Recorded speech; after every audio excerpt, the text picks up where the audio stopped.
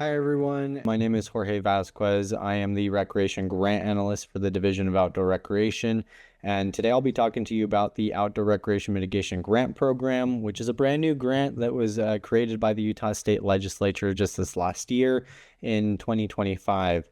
It's a little bit different in comparison to our other grant programs that we have here at the division in the sense of how collaborative it's going to be, working with your county-specific departments and special service districts. So please keep that in mind as we're going through the overall presentation as you go through the application process as well. Now, a few things to keep in mind. This grant did open July 15th, which was just this last week, and it closes August 31st. I'll also be doing a early review of the application. So once you get into a comfortable spot with your application, please feel free to send that over to me, and I'd be more than happy to give it a review and provide some feedback to kind of strengthen your application as much as possible before it goes to the board and overall the scoring process. And yeah, with that being said, I'd love to kind of dive into it and get straight into it. I don't think it's a secret that Utah is one of the greatest places when it comes to outdoor recreation, tourism, and overall events that are going on throughout the state. With that being said, because of, increased visitors, there's also been an increased need in, our search and rescue teams, as well as emergency medical services. Your road maintenance, law enforcement activity is also increased, and just over and a reason for more solid waste collection throughout the state. These costs have been affecting the rural communities and counties, and have created a real visitor-related cost that has, put a burden on the county's resources. And so this is trying to address that. Another goal for the program is to actually help us understand the real costs that the counties are experiencing because of increased visitation. And so we'll be collecting that information to improve the overall program and just make sure that the future funding is, reflecting the county's actual visitor-related needs. The other thing I'd like you to keep in mind, and so for the purpose of this grant, a visitor is going to be defined as someone who is traveling at least 50 miles one way from home, either for work or for leisure, or a day trip or overnight stay. Now, that's going to be important when it comes to, reporting the visitor-related costs and making sure that it fits within this definition. And so please keep that in mind as you go through the application process. Now, in terms of those who can actually apply, the counties are going to be the official applicants. Now, with the help of our dear friends at the Utah Association of Counties, I just want to, give a big thanks to them. They helped us identify 22 different counties that, meet the program's statutory eligibility requirements, which are based on county classification. So the county has to be between the 3rd or 6th class counties. There's also specific transient room tax requirements, making sure that the county is imposing like the maximum TRT rate, which I believe in this case is 4.5%, and then ensuring that the county isn't generating more than $10 million in revenue when it comes to that TRT tax. And again, I will be emphasizing this throughout the presentation, but this is meant to be collaborative, and so your county should be involving the county, county administration, SAR, EMS, solid waste, law enforcement, roads, and special service districts. That is going to be huge with this application. So I'd really recommend that you take advantage of the grant and try and apply for all the specific different categories within the application. As I mentioned, we did identify 22 different counties. Now, to make things easier, we did that work for you already. And if your county does appear on that list that's on the right-hand side, your county does meet the statutory eligibility requirements, and you are more than welcome to apply. If you're unsure about eligibility, if you have any other questions, please don't hesitate to reach out to me. But this is going to be that list that's going to be on here. And now, in terms of actually what is eligible, this is probably the question that we've, received the most, is like what kinds of costs can actually be included. And really the short answer is that we want to understand your county's real visitor-related costs. And so these are some of the examples. We know it's broad. It's meant to be kind of broad in this case. It's just trying to kind of see what costs counties are experiencing when it comes to visitor related impacts. So again, these are just the examples. It's going to be your search and rescue, emergency medical services, emergency road repair and upgrades, solid waste operations, your law enforcement, and safety road repair and upgrades. Now, you may notice that road repair and upgrades kind of appear there twice. Now, the real main difference between this is that emergency road repair and upgrades are going to be upgrades to improve essentially response for search and rescue emergency medical services. If the road is impacting those two main points there, that's what's going to constitute essentially an emergency road repair and upgrade. Safety is more preventative, and so if it's affecting your, if a road's a hazard for your residents and visitors, that's going to be more of a safety road repair and upgrade. As I mentioned, these are going to be all real unpaid costs are what's going to be eligible, and that's going to be starting from July 1st, 2025. We've officially started incurring funding in that pot July 1st, and so that's why that date's been kind of picked out there. Anything from July 1st, 2025 to now, essentially.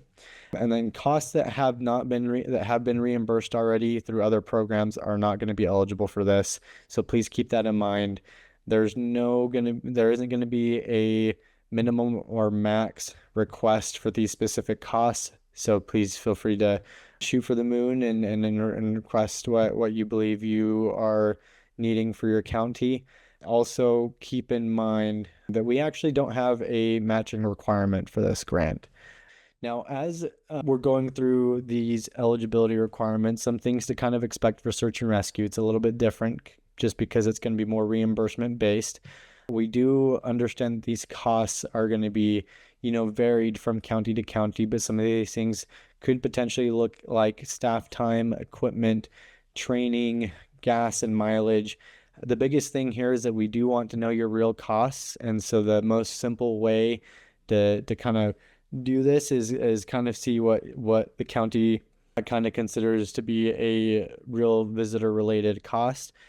And with that, we'll take it to the board and go through it and see how things end up panning out. But really the biggest thing is going to be that narrative of that this is a visitor related cost, and that's kind of how we're going through it with things here. So please keep that in mind.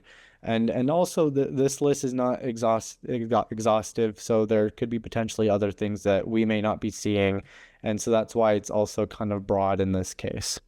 Now, as you're building the application, please do so with evidence. As I mentioned, these costs have to be tied to that definition that was mentioned at the beginning of this presentation, visitors in this case.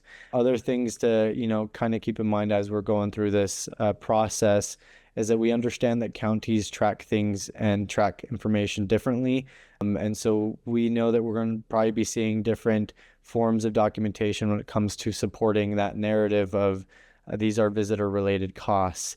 So for this first year, we're intentionally being flexible. And so you may already have some SAR call logs, EMS records, invoices, or some other project estimates. So please utilize those. Essentially, we want you to use the best information that you have that's reasonably available. Again, we understand that the counties may have different reporting mechanisms. We're looking to unify these records and just have better ways to kind of collect this information for future grant cycles. And we're just really trying to take a flexible approach. For search and rescue and EMS, considering that it's going to be more reimbursement based, we're looking at having ledgers for that and cost estimates for the rest of the categories. So cost estimates for solid waste disposal, law enforcement, and any of the road repair and upgrades. And then again, just please use any of the reasonable data that you can to attach to add more proof to show that this is a visitor related cost. Now, just to kind of go quickly through this overview of how the overall structure of the application, and again, it's a collaborative process. It's meant to be collaborative. We're trying to make it as easy as possible in the counties. The main county administration essentially going to be doing the first two parts of the application, so the basic project contact information, your county information and eligibility data, as well as just reviewing the application and making sure that it is all flowing well and working well together. Your sheriff's office can work on the SAR piece to the application and law enforcement. EMS can work on the emergency medical service part of the application, or if that's being fielded by a special service district.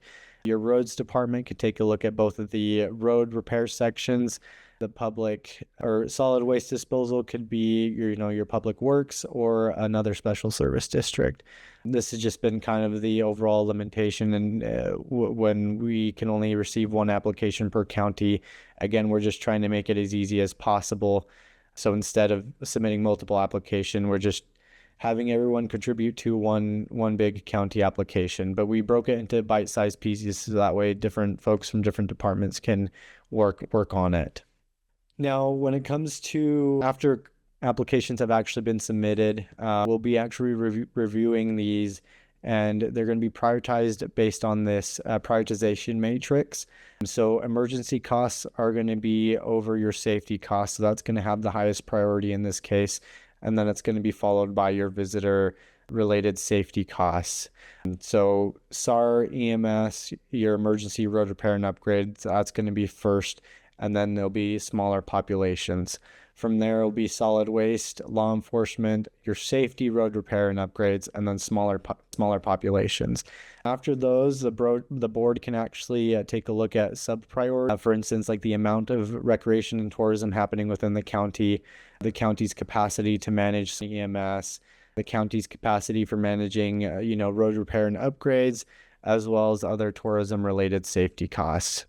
So please keep this prioritization matrix in mind. This can be found on the website, on our program guide. I'll have this slide deck on the website as well for your review. So please, as I mentioned in the last slide, we actually have a program guide. So please utilize that before you actually start the application. I would encourage you to review the program guide to its full. It's going to provide detail on, guidance on just overall eligible costs, your documentation, the required attachments, and the overall application process. And so hopefully this resources answers a lot of your questions. If it doesn't, please reach out.